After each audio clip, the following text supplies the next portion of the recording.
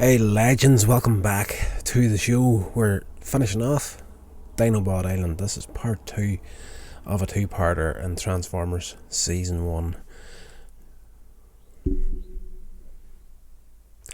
Legends, welcome back to Here's Rodder's Reviews. We're finishing off Dinobot Island. This is part 2 of a two-parter in Season 2 of Generation 1 of the Transformers. That's a lot of numbers. I hope I got them all in the right order.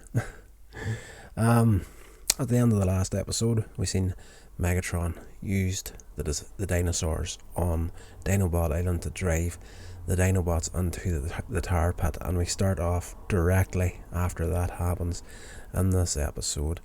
The Decepticons continue stealing energy from the island, and for once in this episode and the previous episode, the voice of reason up to this point has been, of all people, Starscream. Starscream is a scientist after all, and he has an idea that stealing the energy in the island is probably not the best idea, but he is a Decepticon at the end of the day, and as much as he disagrees with Megatron, he usually falls into line to a certain point. But in this episode, he does also say that perhaps this is the mistake that's going to make him the Decepticon leader. Bumblebee and Spike, as we know, are trapped below a collapsed building, and the Autobots are out to figure out what's happening. Teletran 1 has reported this disturbance in the city, and they've worked out that it is a time warp of some sort. So Optimus Prime and a few of the Autobots turn up to sort things out, and they have to fight off the woolly mammoths and the barbarians, and they realise that the time warp is about to close, and within seconds of it closing, they manage to get the woolly mammoths and the barbarians back to their own time period. If the time warp closed before they got them back, they were going to be trapped in present day forever. So Bumblebee, Spike, also rescued from below the building. They succeed in doing that, but another 2 time warps have opened up in different parts of the world.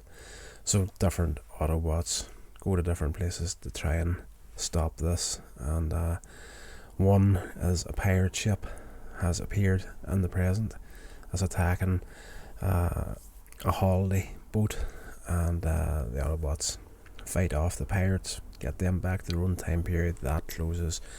There's another time warp where a load of cowboys have came out, and they, first thing they meet when they come into present day, is a bunch of bikers, Hells Angels.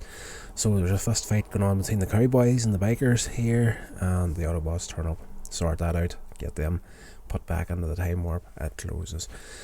So we work out everything is happening because of what's happening on Dinobot Island, and as the Autobots make that discovery, the volcano where their ship crash landed in, and the pilot episode of the entire series, is now active as well. And if they don't sort out what's happening on the island in short order, their volcano is going to erupt and possibly destroy Autobot headquarters. So Optimus Prime and the Autobots strap on their jetpacks and take off for Dinobot Island. Now, continuity was never a big thing in Transformers. Generally, the Autobots couldn't fly. They didn't have the ability to fly, bar Autobots like Paraglide and the aerial bots, though they haven't shown up at this point in the episode. They transform into jets and whatnot, they can fly. But generally, the Autobots were always vehicles, and so they didn't have the ability of flight. So from some of the episodes, you see the Autobots like taking off like Superman into the sky, and in this episode they need jetpacks to do that. So the continuity was never a big issue back in the day. But again, Transformers in seasons well, let's just say Generation 1 in general, was originally put out there as a television advertisement for the toy line. So Hasbro, that owned the toy line, didn't really put much stock into the cartoon itself. They definitely didn't know what they had on their hands when they produced this series, and they didn't realise that to the backlash of what happened after Transformers the movie in '86 and the following season and a bit of Transformers. I say season and a bit, season 3 and 4, if memory serves. Season 4 only ran for something like 5 episodes before they actually sold it back to the Japanese. So it kind of bit them in the backside a little bit further down the line. But that was a bit of a tangent. Has nothing to do with this episode whatsoever. Back to that, the Autobots get to Dinobot Island just after the Dinobots have managed to escape the tar pits using their abilities. They managed to get out. That's the whole point of them going to the island, was to master what they can do. So eventually they discover that working together they can escape the tar pit, and Megatron, the way he used the dinosaurs against the Dinobots, Grimlock is going to do exactly the same thing to Megatron using his abilities, and he inspires the dinosaurs on the island jump in line behind him and the Dinobots to attack the Decepticons, which is a good thing, because when the Autobots get to the island to fight Megatron and the Decepticons, they're quickly outmatched in this episode. The Decepticons have the upper hand. They're on the verge of winning, beating the Autobots, like literally destroying them. All the Autobots are on their backs, on the ground, taking fire from all the Decepticons, until the stampede of dinosaurs rolls in there, takes out the Decepticons in very, very short order. And as Megatron is about to make his escape from the island, he's like, if only one Decepticon survives this assault, it's going to be me. And as he's running to make an escape, of course he comes face to face with Grimlock and the rest of the Dinobots, and he can't understand why, what's happened. Like, I seen you perish in the tar pits, and Grimlock's like, you're wrong, and you're ugly too. And the Grimlock takes a shot at Megatron, and Megatron calls the retreat. All the Decepticons leave, and Prime, being the smart leader that he is, realizes that, like Starscream, he realizes it's the stolen energy from the island. The island exists out of the normal time stream, and when the Decepticons started to steal the energy from it, it created an imbalance throughout time itself. That's what started to open and close the time portals throughout the episode. So he realizes if we destroy the energon cubes that the Decepticons were making on the island, it should return balance to the island, and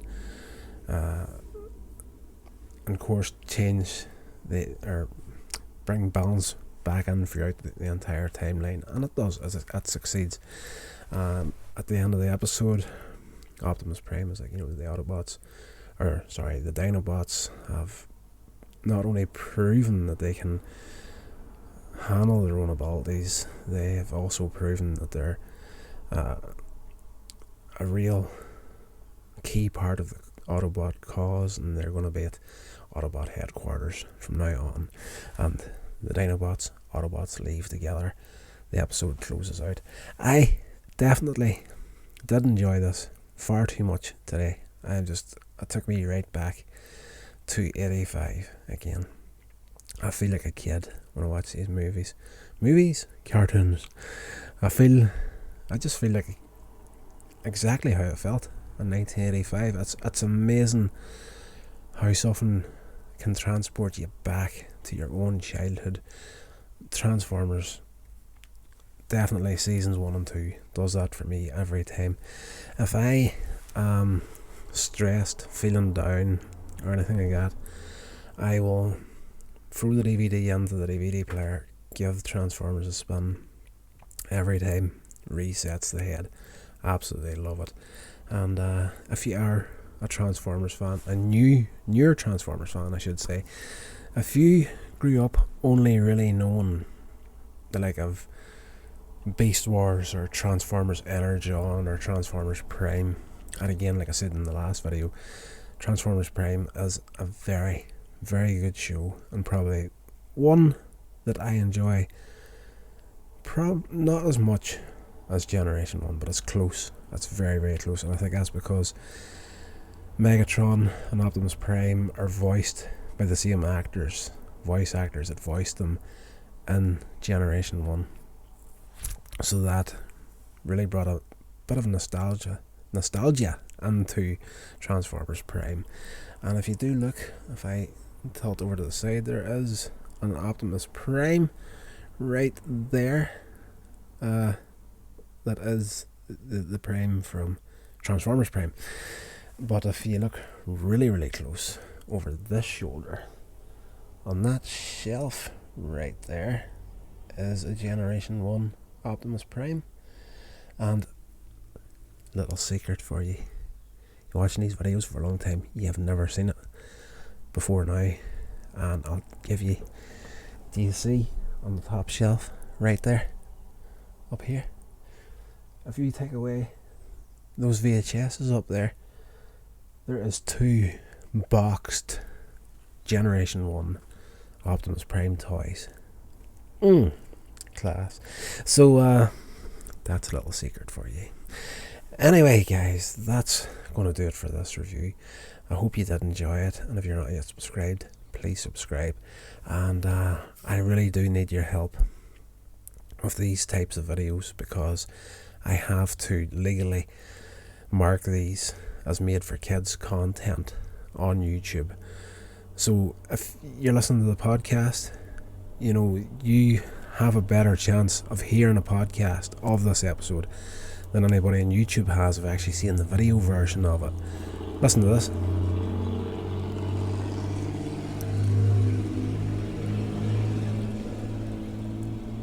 I do believe the guy that was driving that tractor does not know that there is a gear after first gear. Oh god, I hate this place for making videos. I need a new studio soon. Anyway, to get back to the point, marked for kids content means it doesn't really show up in the search engine. So if you are watching the video version of this here, I would appreciate your help on the animated stuff, the kids stuff, to get it out there, let people know that it's happening. If you know someone that's a Transformers fan, this is the stuff for them. Yes, your help would be greatly appreciated. I'm just waffling now. I lost all train of thought. I'm pretty sure I missed stuff in there, but I think I was making the point, if you're a newer Transformers fan and you like the newer stuff, you need to go check out Generation 1. Seriously, these are so good. Right, I'm going to go now because I've literally lost all train of thought right here. So guys, stay safe. I'll talk to you in the next episode.